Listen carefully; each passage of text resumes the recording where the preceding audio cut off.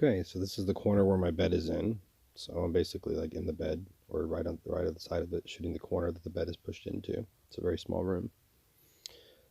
As you can see, there's this noise or this twack. It's not generated by the TV, even though the colors change. I'm going to freeze it here and do some interpretations here. Keep in mind, like even with these eyes, they have irises, or these shapes that are meant to be interpreted as eyes. And even if you don't interpret it as anything, I saw this wiggling, I saw this movement, I saw these shapes, and I saw some colors, not to the degree sometimes that my phone shows, but sometimes I do. I saw it with my eyes unaided. I'm going to slow it down now to a quarter speed. And you may have to adjust your brightness on this. But again, this is not generated from the TV. Even when the TV's off, I get these same shapes. But I saw this noise and these shapes with my eyes unaided, and often they looked like faces, or sometimes they just look like movement. That looks like a pair of eyes. You can even make out the irises.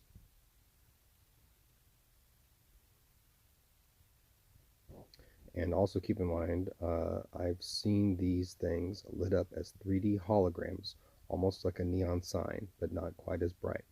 I saw one that looked like the icon for the men's bathroom, but in a running position, and it was stationary, and I was able to walk around it. Obviously, I didn't have my camera with me at that time. I'm going to freeze it here and do some more interpretations. This looks like a pair of eyes here, one in each circle. You can even make out the irises in them.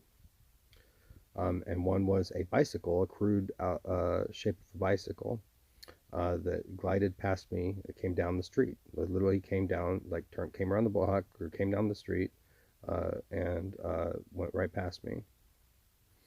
And I'm not a liar, and I wasn't on anything. I'm not hallucinating. That's the very reason why I take so many of these videos, is because I'm trying to desperately capture this footage to show to my dad, look, I see this with my eyes unaided. Even if you can't make out any animations, because most of the time I don't see animations in this, I just see a lot of wiggling, a lot of movement, a lot of noise. I thought my eyesight was going bad in October of 2016, and that's why I started filming the walls, because I was like, there's something weird about the walls. They look like, it kind of looks like I have one contact in and one contact out. There's some movement to it. It looks like they're fuzzy and moving a little bit. And then I saw a silhouette of a man and a woman dancing. And then I think one of them was hula hooping or something like that, like right beside the TV. And, or swinging a yo-yo or something like that. I can't remember. And that's when the voices told me, hey, the guy in 301 has your phone and hacked your Google account. And in that shape right there, you can make out the irises. And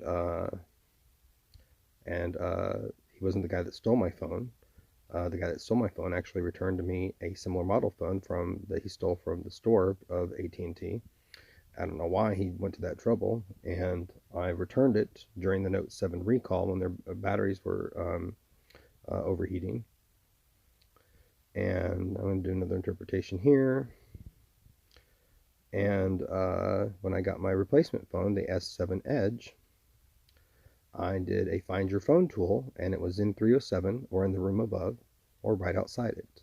And when I did a history or an audit trail of the password change, I noticed that there was an email address put in there, and it was the name of the guy, and it linked to 2 Facebook profiles and 1 Google Plus profile for Jason Berrientis, who was in 301. I didn't even know the guy. I did pass him in the stairwell one time with another person that was talking to him, not the guy that stole my phone. And he mentioned that after 30 days, the hotel tax like falls off. And he had an ankle monitor on. Very easy person to find, and it would have been very easy to find and very easy to question him and pressure him for information. See, the face on the left and the one the face on the left even has irises in the eye that you can make out. Remember, I have seen these more clearly. Whenever I have the camera with me, they don't usually show them as clearly. They usually show them to where it's like barely able to get the footage. Remember, I'm trying to basically capture almost transparent or translucent holograms or projections that are on the wall. They like to play in that space where you can barely make it out. So, and the guy that stole my phone didn't stay at that hotel. I have no idea how he knew that guy in 301. And so, again, I don't have the power of premonition. I'm not in denial. I thought I was going schizophrenic for about a month because I was like, maybe I'm going schizophrenic. I'm hearing voices.